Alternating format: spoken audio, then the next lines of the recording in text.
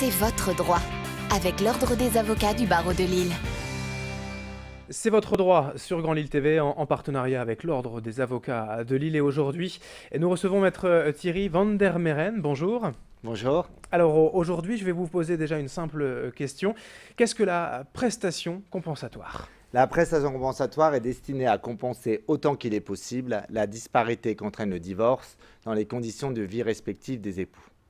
Elle ne peut être présentée que dans le cadre d'une procédure de divorce. Alors quand on parle de prestations compensatoires, il y a aussi des conditions d'octroi quand même qu'il faut préciser. Tout à fait. Le juge des affaires familiales apprécie la situation, procède à un examen global de la situation respective des époux, tant en capital qu'en revenus. Oui, donc tout était pris en compte et il y a donc des éléments précisément que le juge va prendre en considération.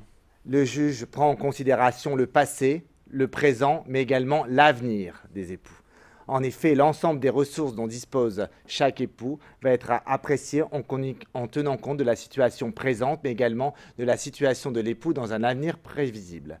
Le juge prend notamment en considération la durée du mariage, mais également l'âge et l'état de santé des époux, leur qualification et leur choix professionnel, le choix professionnel des époux pendant la vie commune, par exemple si l'un des époux a consacré sa carrière pour l'éducation et l'entretien des enfants, et également pour a mis en veille sa carrière pour favoriser celle de son époux, également le patrimoine prévisible des époux, l'expérience successorale, mais également leurs droits en matière de pension et de retraite.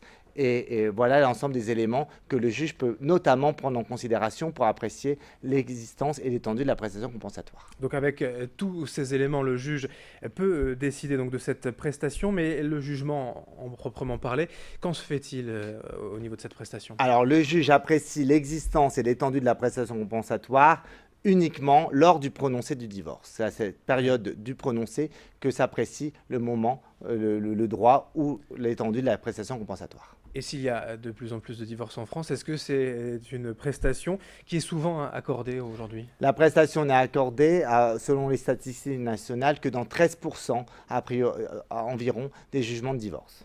Merci, maître Thierry van der Meren, pour ces explications. C'est votre droit sur Grand Lille TV, en partenariat avec l'Ordre des avocats de Lille.